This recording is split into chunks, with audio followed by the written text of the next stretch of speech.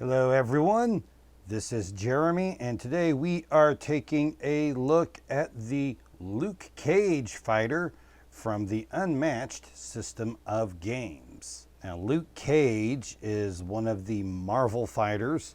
This is from the Redemption Rose set, which features Luke Cage, Ghost Rider, and Moon Knight. And we see here the Luke Cage mini that comes in this, and I'll be honest, he is not my favorite. I think the pose is a little although I can kind of see that, what's going on with that. The big thing is we don't really have his goatee on him, so it's kind of not recognizable as Luke Cage. We do see some of the bullet marks on him. If you look at the details on it, and it's weird that the goatee isn't there, but you can tell that he's actually wearing a tight shirt because you can see where the sleeve comes at on there. It's just really hard to tell that on the video here. It's hard to get the camera to capture that. But yeah, he doesn't really have his goatee, so it's not real recognizable as him. And I think they made him a little overly beefy, although he does look that way on the comics sometimes. He's of course joined by his sidekick, Misty Knight, who is a police detective and has a robotic arm. So Luke Cage, for people that aren't completely up on everything Marvel, is a man from Harlem who has impenetrable skin. So bullets can't go through his skin, and he can't be punctured, and he heals up well and can deal with being in a fight. He's very much a big brawler. Let's take a look at his hero card here. Luke Cage is a melee fighter with 13 health and 2 move. His sidekick Misty Knight is ranged with a health of 6. His special ability, Luke Cage takes 2 less combat damage from attacks. When defending, Luke Cage wins combat if he takes no damage, even if he didn't play a card. So what does the 2 less damage mean from attacks? Well, it means you basically add 2 to the value of his defense cards. Also, if he doesn't defend, you just automatically take 2 off of the damage. And his bottom one here is that if he manages to not take damage against something like a regroup or any other 2 value attack when he takes it undefended, he would still win just for the purposes of card effects. All right, so let's take a look at his cards here. We start off with Hero for Hire. This is a Luke Cage attack of 3. During combat, you may boost this attack. So this is a 3 that can be boosted. It's like a really good second shot there. Sweet Christmas. This is his big attack here. Look at that card art. That's great stuff. And this is just a 6. This is a log, basically. Yeah, just a blank 6, you know. Doesn't need anything else. It's a 6. Get Paid. An attack of 4. There are 2 of these. If you won the combat, draw 2 cards. So this is kind of like Daring Strike without the if you lost, take a damage effect on it. So it's definitely better. But you get paid because you draw some cards. We'll get into some Luke Cage specific defenses here. Power Man has 2 copies of these. This is a defense of 2, but it's essentially a 4 with his ability. After combat, move the opposing fighter up to 3 spaces. You may move them through other opposing fighters. Deal 1 damage to them and to each opposing fighter they move through. So this is basically, he could punch you so hard that he's just going to punch you through some other dudes and deal damage to them. It's kind of like a reverse Stallion Charge from Yanenga's deck. And the 4 that this will essentially turn into is a pretty good value for a defense card anyway. Skin like Titanium. 2 copies of this. This is a defense of 0. That would normally really suck, but you know, this is Luke Cage, so that's basically a 2. You're pretty much playing this just for the effect because there's not really any other reason to play it, because it's just going to be the 2 that you would get like if you didn't defend. If you lost to combat, deal damage to the opposing fighter equal to the amount of combat damage you took. So this is, you just get to deal damage back to them, which is the reason to play that. We get into the first Luke Cage scheme.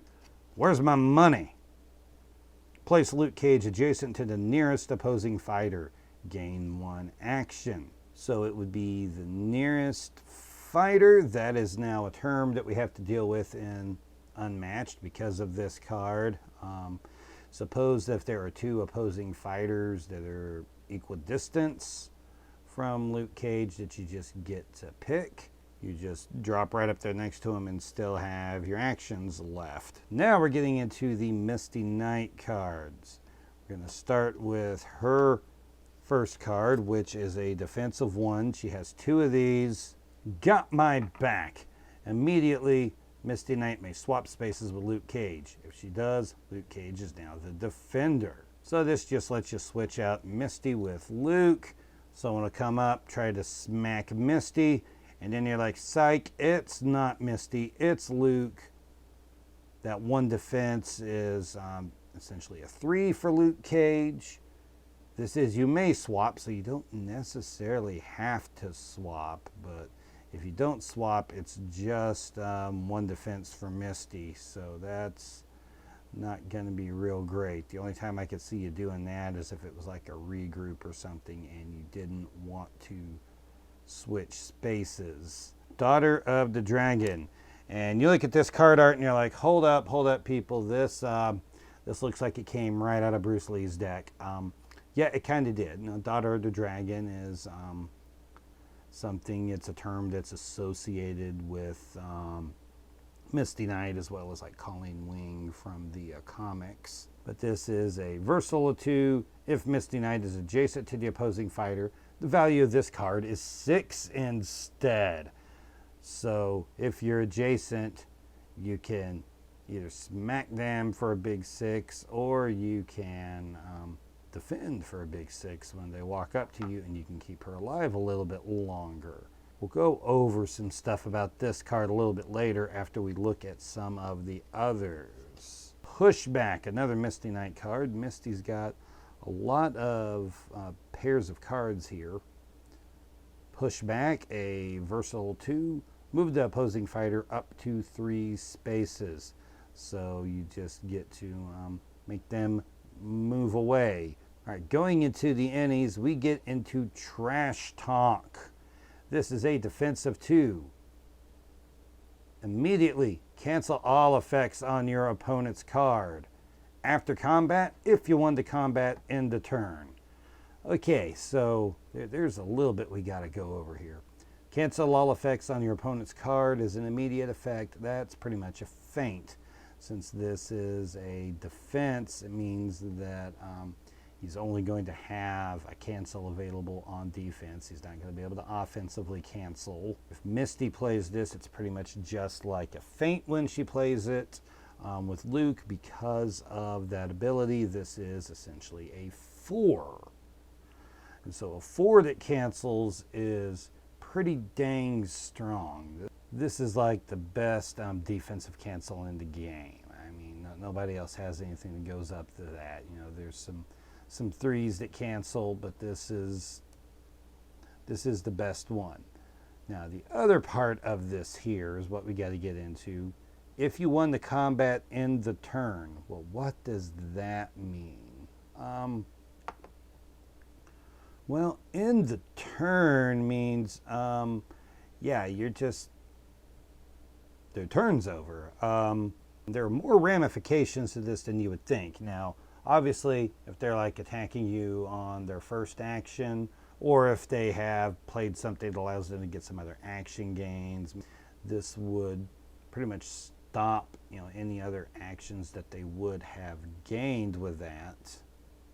Additionally, and this is where it gets a little confusing in here, any end of action things that would happen don't, but end of turn stuff still happens. And this is something that we got confirmation with on the Restoration Discord, because it was it was an interesting thing here. What do I mean by that? So things like Robin Hood's after action movement or things like Angel's after action card draw do not happen because that is at the end of the action and that action is canceled. However, at the end of the turn, end of turn abilities still do happen. So things like Bruce Lee's one space that he moves back, Bigfoot's card draw, those would still happen. So it's a little weird. So you've got like a big difference in the value depending on if it's Luke or Misty that plays it. And you've got the ramifications of the end of turn if you did in fact win. Much more likely to win with this with Luke Cage playing it versus Misty. Still standing, 2 copies of this. If you want to combat, choose 2 cards in your discard pile and shuffle them into your deck. Okay, so Luke Cage could get some recursion here. He can bring cards back out of his discard pile and shuffle them into his deck to be drawn later. These do go into his deck, they do not go into his hand. There are 2 copies of Still Standing, so if you're good at math, you can realize that you could have one of these in your discard pile, play this one, win the combat, pull the other Still Standing back out, and you could basically kind of loop these cards. They don't go straight into your hand, so you do have to draw them. But that could potentially happen there. You just got to make sure you play these when you know you're going to be able to win. So these are good into like a lot of the sidekicks and stuff. They don't have as many defenses. Or if you do it against someone like Robin Hood, who you know doesn't have anything that can beat that 4, it can do a lot. His next card, Commanding Impact. This is right out of Sinbad's deck, and you can see that Luke Cage is in the same Commanding Impact pose as Sinbad. This is an attack of 5, draw 1 card. This isn't any, so it can be used by either of these, which means yes, Misty Knight does have a ranged 5 that she can throw out there at you, which is pretty strong. And finally, we have Regroup. This is a card that you're used to seeing here. Draw 1 card. If you want to combat, draw 2 cards instead. Things to think about on this one, though. Number 1, 3 boost on this thing. And number 2, if Luke Cage is using this defensively, this becomes a 3, which makes your chance of winning and getting the card draw much better.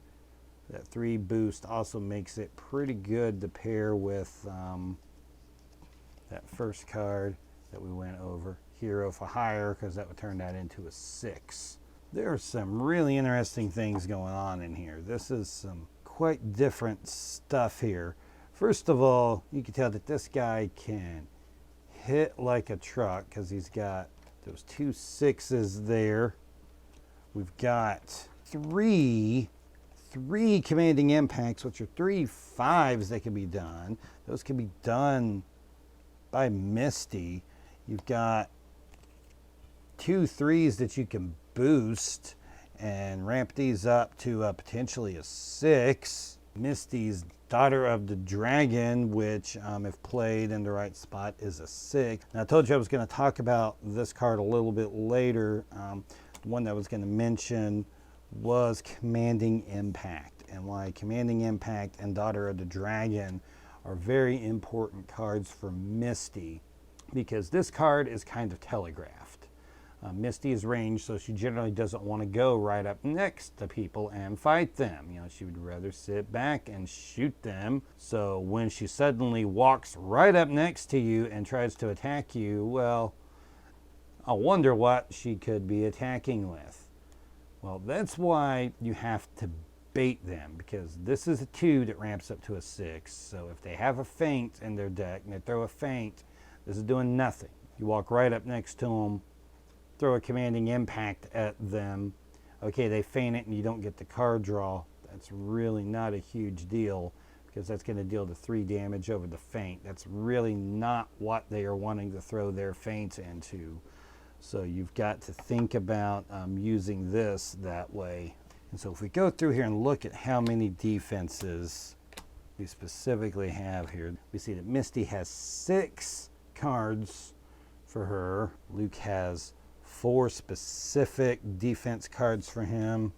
And we then have 6 innies that are available. So that means that Luke Cage has 10 defense cards available to him. So currently 10 cards is the least amount of defense cards available in a regular 30 card deck. If you use any of these on Misty or use your regroups offensively or for boost, then that number of cards is going down. Now yes, he does always take 2 less damage from attacks, but they are going to try to come at him with the big stuff when they know he's out of defenses, because yeah, he always takes 2 off, but most of the time a lot of fighters can still throw a lot of stuff that would go significantly over that. One thing that's pretty much doesn't really scare him is like Gaze of Stone from Medusa, which is, he's always going to be able to defend that, so she's pretty much just got to second shot off that, unless you're playing on one of the battlegrounds that has, you know, some of these additional effects here, which can, you know, really change things up a lot, you know, with these +1s or +2s there. They will try to run you out of defenses because of how useful Misty can be. They are going to try to go after Misty really hard. And because of how useful she can be, they are going to really try to go after Misty and get rid of her so they don't have to deal with her.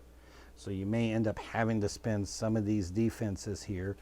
You know, you may end up having to use some of these purples here from Misty just to keep her alive so that she can throw, you know, a commanding impact out there.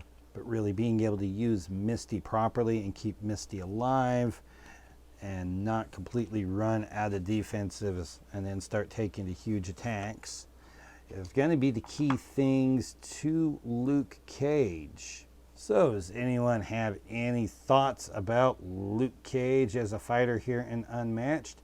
Well, if you do, you can go down into the comments and let me know what you thought of it. You can also give this video a thumbs up and a like, and you can also subscribe to my channel and take a look at all the videos that I post so you don't miss anything. We'll see you around next time.